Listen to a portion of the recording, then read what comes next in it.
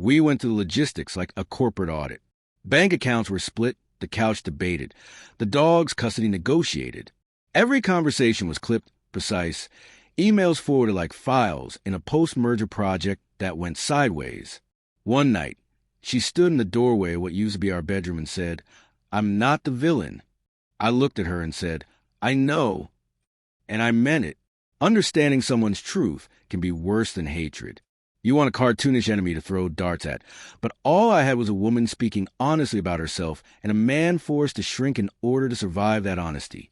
People often ask if I regret not agreeing, if I should have evolved. I don't. Not because I think I'm morally superior, and not because I think her choice was wrong. I know my own limits. I know the hollow ache of a key in a lock at 2:14 a.m., the way it rips through your nerves. I know what I need to sleep. I know how my love is built, and the central beam is solitary. Remove it, and the whole structure groans. There were awkward beginnings. Telling my parents for the first time, my mom cried in that stunned way where her mouth moved before sound came. My dad nodded quietly, like he had sensed the cracks. Friend divided into camps, some ready with pitchforks, others with throw pillows. One insisted she was cruel and must be confronted.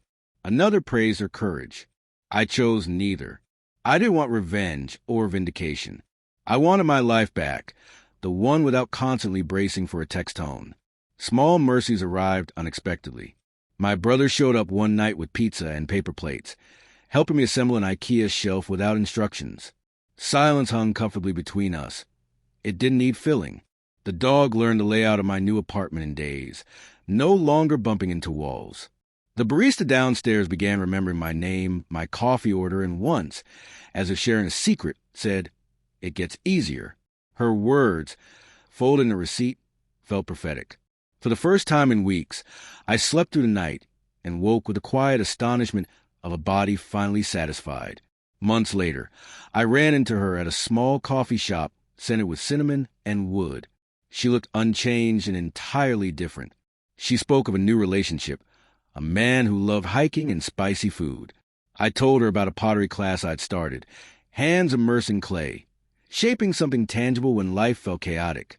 We were kind, but the air between us carried pain. When it was time to leave, she said, "I'm sorry I couldn't be here forever." I replied, "I'm sorry I couldn't be yours." There was no bitterness, only truth. If your heart aches while watching someone walk a path you cannot follow, here's what I wish someone had told me. You are not powerless. You cannot make them choose your road, but you can choose yours. It will feel like breaking a bone on purpose, but it will also feel like gasping for air after holding your breath too long. Choosing yourself doesn't make you less evolved or more rigid. It makes you human. You name what your heart requires and refuse to apologize for it. People will project, argue, and debate your life like it's a spectacle. None of that matters at 2:14 a.m. when a key scrapes the lock, and you realize a story you never agreed to is being written around you. You can step out of that narrative. You can file, sign, box, delete, and save selectively.